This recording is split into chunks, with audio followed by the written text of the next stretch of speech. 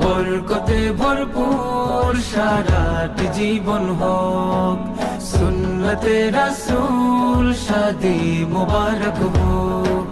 বরকতে ভরপুর সারাটি জীবন হোক। তাওহীদ ভাইয়ের বিবাহ আহ মুবারক মারহাবা, বর্ষায় আপুর বিবাহ। আজ দুয়ারে রঙিন সময় নাড়ছে দারুণ কড়া, আজ হৃদয় আকাশে দিল প্রেমের পায়রা ধরা।